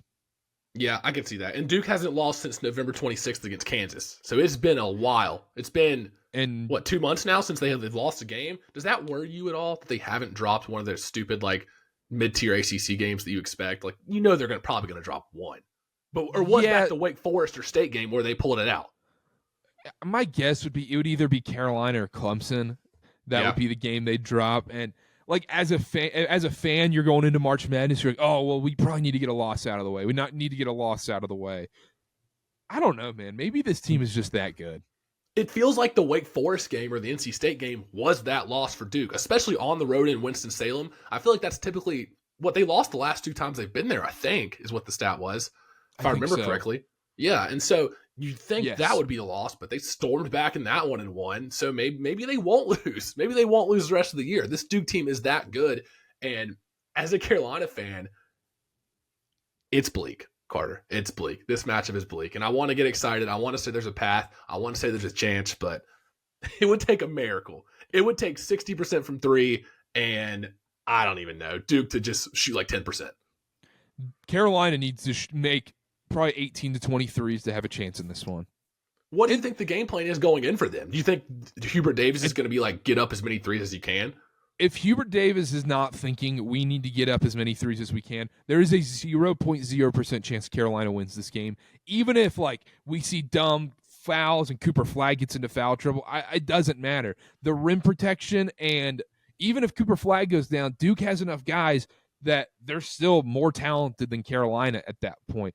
Guys like Con Knippel, Isaiah Evans, Tyrese Proctor, Sion James. I mean, who's stopping Malawatch? Who's stopping if Malik Brown ends up playing in this game? Who's stopping Exactly. That's my point. So, yeah, I mean. And it's you're right. The tier of talent is just a little below, actually a lot below where Duke is, but it's guys like Carolina misses in the portal, and then you go get Vin Allen Lubin, who hustles his ass off. I want to give him so much credit because he really does battle, but he's 6'8". Doesn't jump very high. He boxes out well, but eventually guys are just going to go over your back. And against Duke's front court, what do you do? What do you do? Genuinely, what do you do? Wingspan. There's going to be some serious foul trouble in this game. You're going to see James Brown tie Claude within the first 10 minutes of the game because UNC's bigs are going to be hacking on rebounds. I guarantee it. And that's the key for Duke in this one as well, is if Cooper Flagg and Drake Powell are the matchup from the get-go, Cooper Flagg's got to do what he did to Dontrell Styles against NC State, get him into foul trouble early. And if you get 2 early fouls on Drake Powell, Cooper Flagg's going to have it's going to be barbecue chicken from there on out. Where do you turn from there? You put Seth Trimble on him? You bring in Cade Tyson? There's nothing you can do. There's no backup wings. And then if you double, then it's swing, swing, boom, Con Knippel, wide open 3-pointer. Swing, swing, boom, Isaiah Evans, wide open 3-pointer. Or alley-oop to Malawach. It puts the Carolina defense in hell, but the one area I can see Carolina having success in, and you tell me if I'm wrong here, I could be way off. I have watched some Duke this year. Do you think Duke's bigger guards like Con Knippel will have trouble on switches stopping the first step of somebody like Elliot Cadeau getting into the lane? No. Because yes, Carolina's smaller, but they're also quicker. So if there's a switch out there, I feel like Cadeau can get penetration and get in the lane. It's just a matter of will he make the right decision when he gets in there. No, I think the size of Duke, because people say, oh, switch on a Con Knippel. He's a slow white guy. Dude's he's still 6'6", 6'7". That's the other issue. And he's not that slow either, and he's pretty athletic.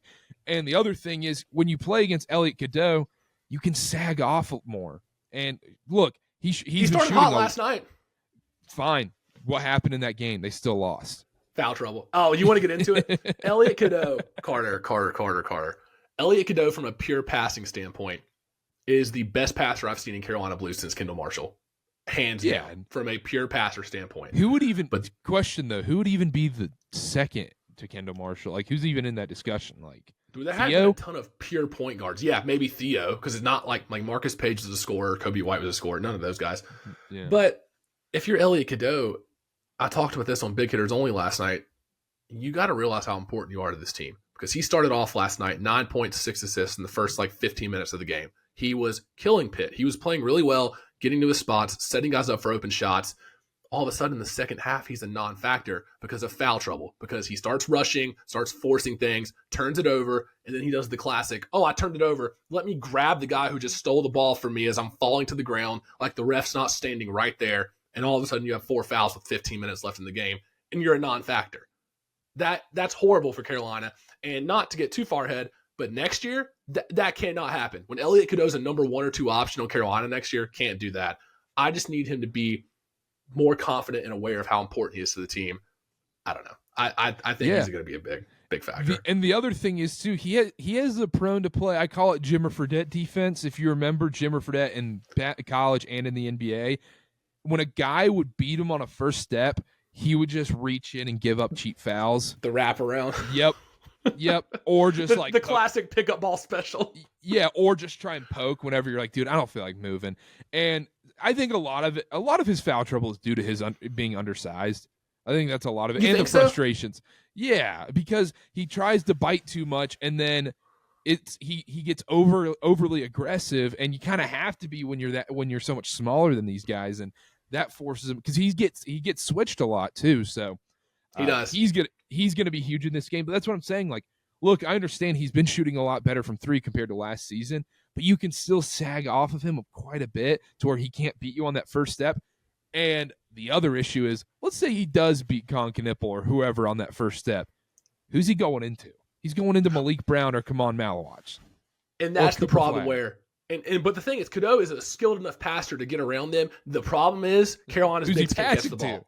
Carolina's bigs can't catch the ball. Jalen Washington, if he plays, he's hurt right now. If he plays, he's weak going up with it a lot of times. Then Allen Lubin can't catch the ball. Ty Claude can't catch the ball. James Brown can't catch the ball. What are you doing?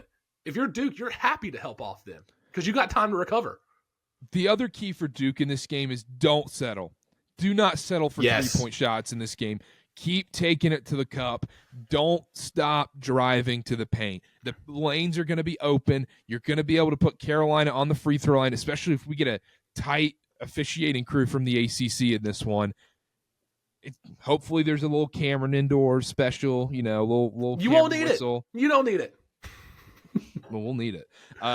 But, yeah, keep driving, getting to the paint.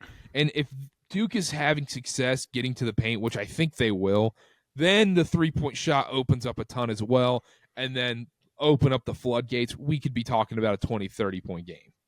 And tell me if I'm off base here. I think sneakily this might be a Tyrese Proctor game. Because if you're a scoring guard against Carolina's defense, it's open season. If you're in a slump, you want to play Carolina. It's like you're playing the Pacers or the Lakers. You circle that on the schedule and be like, all right, I'm about to go off. Or against the Bucks in the NBA, it's like, all right, Swiss cheese defense. They don't know how to guard the pick and roll. I'm going to have 25 tonight. I think Tyrese Proctor sneakily might have a really good game. Because he has been cold. He has been cold recently, so I like that. I think Isaiah Evans has a game. And I think how much is he going to play? He'll play now. It's all about how well he shoots early on. Because he'll come in the first half. He'll play big minutes in the first half. And if he hits a couple threes early on, he's going to start playing a lot. And the broadcast is going to talk about it nonstop. Being a guy from North Carolina playing in this rivalry, and he's going to talk he talks crap, dude. Carolina fans are going to despise him. I worked his state championship game in high school last year. I was doing the broadcast for that, and he was talking crazy to guys. He's like 17 years old. Oh man. Yeah, he was playing Mount Airy in North Carolina, or I think it was Mount Airy, and I forget who it was. And he was just chirping at their student section and all this stuff. Dropped like 40 points or whatever. So, yeah, I'm excited for the game Saturday. I know you're probably not as excited. Karter, be ready for this. Be ready for this from a broadcast standpoint. Oh, go ahead. Sorry. Real quick, if you're taking the 16-point spread for Duke, be careful. This is a rivalry game. Like, anything can happen. We saw in 2020, anything can happen. Even though Duke won that game, I mean, that Carolina team was butt cheeks. And it took a literal miracle from Trey Jones and Wendell Moore. So, anyhow, keep going. I was just going to say, talk about broadcast standpoint. I'm going to guess maybe 2 times they're going to bring up Ian Jackson texts Hubert Davis asking how he can get better at 12:30 in the morning. He texts him asking how he can get better. It's been brought up, I think, on every Carolina game this year. It's like, Ian Jackson wants to get better. He texted Hubert Davis at midnight saying, how can I get better, coach? Yeah, because I usually haven't watched a lot of games with the sound on because I have a fear that Corey Alexander might be calling a game. So I try to not turn the sound up on these games. That's completely fair. But yeah, even like last night they talked about it, and I was like, wait a second, I feel like I've heard this before. Oh yeah, like once a week. I don't know. That's gonna be brought up. No, you're just get ready. Carolina fans are gonna hate it. It's gonna be the Cooper Flagg just. Cooper Flagg this, Cooper Flagg that, Cooper Flagg everything. They're like, other players play in this game. Is it going to be Zion levels? Because I feel like no. I feel like the ESPN has a special spot for Zion, even more so than Cooper Flagg. It's not Zion levels, and also I don't remember the Zion stuff because he got injured in the one game at Cameron, and then he didn't play in the one at Chapel Hill, obviously. And then we were at the one at the ACC tournament, so I don't remember it in the rivalry, but I'm sure the entire broadcast was Zion, because that's what it was that year. But or if you listened earlier in the pod on audio right now, we talked about that was like Cooper Flagg versus Zion. Still, I think Zion was the better college basketball player. I think so too, just from a physical dominant standpoint. And Cooper Flagg, you see the skill set with Cooper Flagg there. He's the best player in the country. There are times, and he's gotten better as the year's gone on. There are times when he moves a little fast and turns the ball over sometimes, like the spin moves early in the year you saw, but he has gotten better with that. But I feel like Zion came in and just was unstoppable immediately. So for Duke, 2 concerns. 1, if Carolina gets hot from 3, because teams have been able to do that so far. And 2, I think we talked about like, Carolina's kind of playing with a little bit like no pressure, and Duke has all the pressure on them in this game being a big favorite and everything. That, I think, really only applies to the closing minutes of the game. If this game is close at the very end, and Cooper Flagg has struggled sometimes at the end of games, obviously not against Wake Forest, but let's say it's a tie ball game, a minute left, Carolina is going to be feeling a lot more comfortable than Duke is at that point.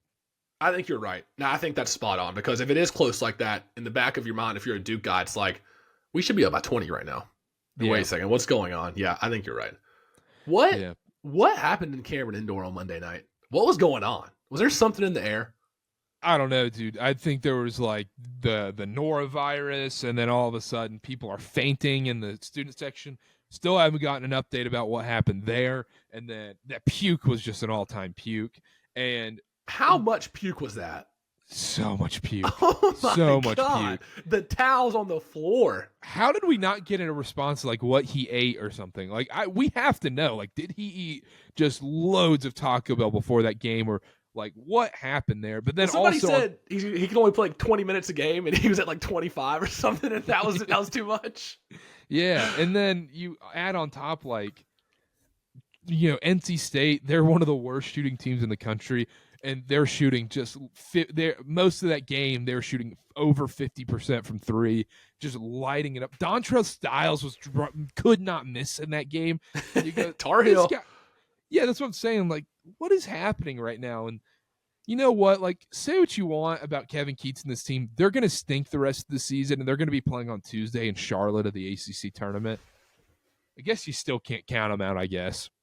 Did you see that graphic they put up? It was like where the Final Four team is now. It was like DJ Burns, South Africa, DJ Horn, Croatia, just crazy countries. Oh man, yeah, it's like Casey Morsell, TV analyst. Like with who? Yeah, with CarterCast. Casey Morsell can have a spot on here. I'd be happy. To come on, Casey. I love it. One stat from last night: RJ Davis. 2,464 career points, past Christian Laettner for 7th all-time in ACC scoring. And definitely not because of the fifth year. Definitely not because of fifth year. No asterisk. No asterisks on that fifth year? Okay. Just making sure. Just making sure there's no asterisks on that fifth year. No, never.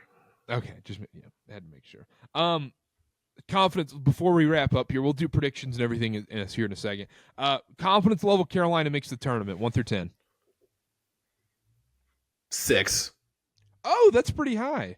I'm lukewarm because as much of a down year this is for Carolina basketball, they do get the benefit of the doubt of being Carolina. And I'm not too blind as a fan to see that. If it comes down to Carolina or, this isn't actually going to happen, like Carolina or Virginia Tech or a team like that, or like an Iowa, a team that doesn't have the history of Carolina's going to get in over them. I know that. And they've dropped a lot of quad one games this year. I do think hopefully they'll beat Clemson and get another win on that resume. And then if you split with Duke, I think you're in. I don't know if that happens, but I do feel like there's enough opportunities left to make a run at the tournament. Would I be shocked if they miss it? No. But I'm lukewarm. Right now, I'm trying to get I was hoping Lenardi tweeted out like a bracketology update today. I don't think he has. Maybe he has. They were in, they were in like the first 4 in, right? Or like last 4 in? Last night they were last 4 in, which I still think is a little crazy. Maybe not. You know what? There's a lack of quality wins on Carolina's resume. So I'm not going to sit here and be like, Carolina should be in the tournament. They should probably miss the tournament. But if it's close with another couple programs, they're going to get the benefit of the doubt. And right now is Carolina's stretch where this determines their season. If they lose this Duke game, they have to beat Pitt and Clemson. No questions asked. If they go 1-1 and split that, they put themselves in a terrible position where, look, you're rattling off quad 3 after quad 2 after quad 3 win, and it's not helping your resume at all. So I would put my confidence level at a 5, just as straight. I think it's a coin flip at this point. And if they knock off a Duke win, if they can upset Duke and pull off a miracle, great. They're in the tournament. Otherwise, there's no margin for error after that. No, I'm with you. And you look at the schedule, it's Pitt, Clemson, Syracuse. He's been okay at some points this year. You got to win all those games. And they blew the game last night, Tuesday night against Pitt. They were up 7 early. They were up 10 going into halftime. And then they gave up an 8-0 run the last 1 minute of the first half. They blew that game. That was there for the taking. A road win against Pitt would have been huge for the resume. It's games like that where you shoot yourself in the foot come March. If I had to take a guess, I think Carolina does make the tournament, but I'm looking ahead at the schedule. If they don't make the tournament, I think just putting the nail in the coffin, I think they lose at home to NC State, and that is the season-defining loss, and that's when Carolina fans freak out, and they're going to demand Huber gets fired, but Hubert's not getting fired. He got Caleb Wilson. He's going to get another year, so I think that question's gone, but if they lose that home to NC State, no more tournament, none of that. They decline the NIT invite. It's going to get ugly. If they lose at home to NC State, Karter, you need to buy a 1-month subscription to Inside Carolina message boards, because that place is going to be ground zero for fire Hubert, blow the program up, Can Bill Belichick just come coach basketball? You are going to see the craziest stuff on there. Roy. They might have to shut the site down. You remember in high school when they would shut down Cookout after the East Glen games because there's going to be fights? Inside Carolina might have to shut down the message boards if they lose to NC State at home. Yeah, you're going to start getting like January 6th stuff inside Carolina message boards. I'm going to make like a bingo card and be like, all right, let's see if I see this on the first page of posts. All right, racist thing about Hubert, check, okay. Yeah, Ian Jackson needs to cut his hair, check. Like, it's stuff like that. I'm telling you, it's stuff like that. I saw something the other day that was like, man, I love Ian Jackson, but what's that mop on his head? I'm like, dude, he's averaging 20. Shut up. Also, like, what the F kind of statement is that? And my favorite one that people are going to do is we should have hired, like Carolina fans say, we should have hired Wes Miller. Have you watched Cincinnati basketball? Roy Williams has. Yeah, they are having one of the most disappointing seasons so far in college basketball. So you think no matter what, Hubert's back next year because of Caleb Wilson? No matter what? Yes. I think you're right. I think I agree with that. And I don't think Carolina is going to be the other thing is, who are you going to go get? You'd have to pry, do you have the money to go get an SEC coach? If you're a big-time SEC coach right now, do you want to go there? If you're Mark Stevens. No. If you're Mark Few at Gonzaga, like, are you willing to make that switch to Carolina, knowing what's going on in college sports right now? That's the thing. I think you still give it another year, but Ben and I talked about this as well. It comes down to, okay, are the boosters going to give Hubert enough money to actually make it happen? And then you see Caleb Wilson committing to Carolina. Clearly, the boosters are still going to back Hubert enough, so I think you'll let him run it one more season. I think so, too. And if you're Carolina basketball, you want to get a GM in there. You're seeing how they do the football program with Belichick, and they got Lombardi in, and you see all the NIL money they put in there. You want to mimic that for basketball. But also, I want this clear, too. If Hubert makes the tournament next year as a 9 seed and then loses in the first round, I think that's the thing. That's not acceptable next year. It is, you need to be a top 4 seed in March Madness. No, that's what it is. Yeah. That's the standard at Carolina. That's the standard at a Blue Blood. You're a top 4 seed in the tournament. And if he goes another year where they're a 7, 8, 9 seed and they, lose in the first round type thing, that's just not okay. That's not acceptable. And I know they made the national championship into Coach K's career. Shout out this shirt. They did that a couple years ago, and I get that. But if you take a step back and look at this from a big picture, you're right. The standard of Carolina basketball cannot be, man, I hope we make the tournament this year. We're not a mid-tier ACC program. Carolina has not historically been that. This has been now, I think, 6-7 years of mediocrity. The last really great Carolina team that you thought had a chance to win the national title was 2019. And that wasn't even Roy Williams' last year, but 2019 is the last year where you really thought, hey, they have a chance. This has been 6-7 years of mediocrity now, and you're kind of putting... last year, I think they had a chance. They were a 1 seed. I guess. But disappointing results, though. Yeah, no, that's fair. But the tournament is a little bit more of a crapshoot. Last year, I don't think is on as much. Consistent success leading up. Like last year, I don't know. That's consistent. The 3 out of 4 success. years. It's 3 out of 4 years on the bubble. That's the problem. You can't be 3 out of 4 years on the bubble. And that right now they're on the run outside looking in. It's kind of like putting lipstick on a pig. That 2022 national championship run, where it's like, look at Carolina, they made the tournament. Oh wait, they sucked for 4/5 of the year that year. They were horrible. They barely snuck in. Yeah, it's brutal. And I don't want to. I'm not saying fire Hubert. I think he needs another year. Caleb Wilson, I think the boosters will give him more money next year, and hopefully they turn this thing around, and maybe this is all ancient history, but it seems more often than not recently Carolina basketball has been mediocre, and you don't want them to turn into Indiana. You don't want them to be Indiana.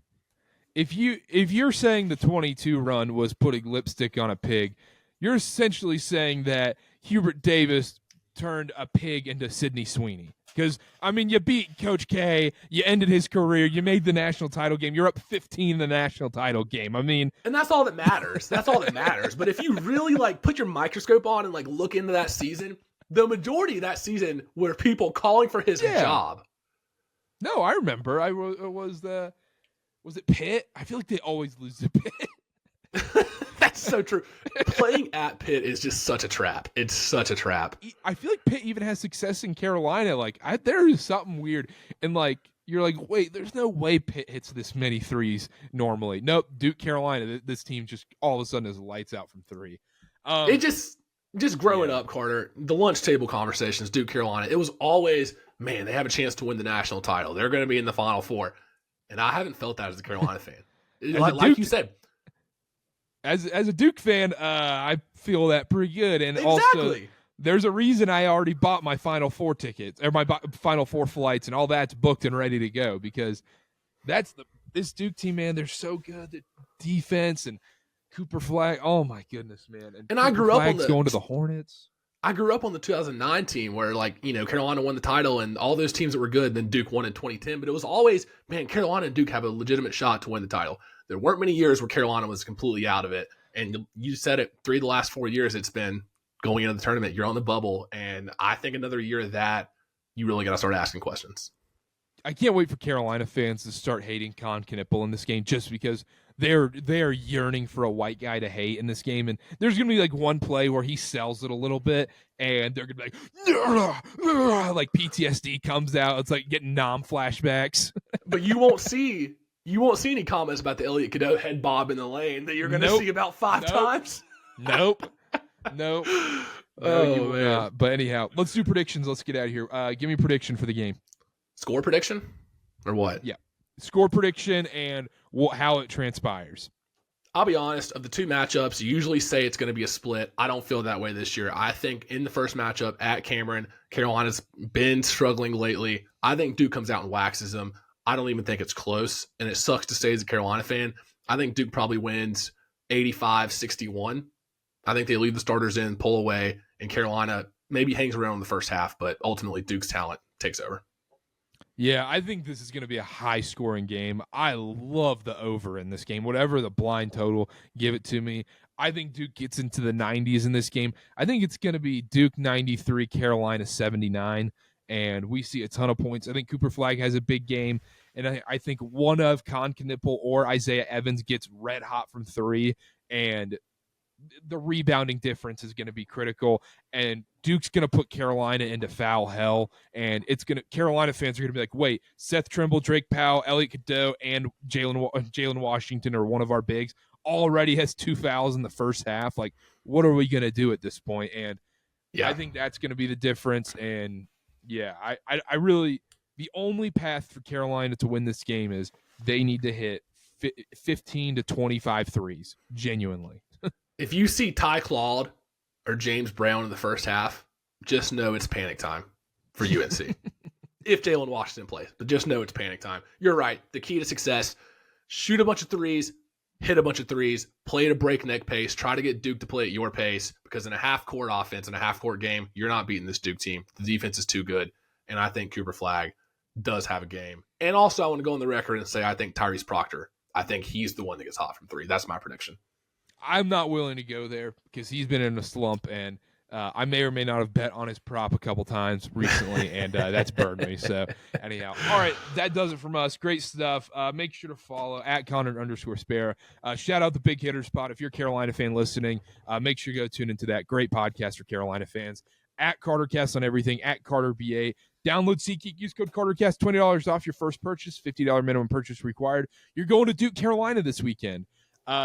Look, tickets are $1,700 right now, but you get $20 off using code CarterCast. So, pay for half a dinner with that, right? Yeah, exactly. Pay for 2 cookout trays, and there you go. But anyhow, make sure to subscribe. Thank you guys for listening. We'll see y'all next time. Bye.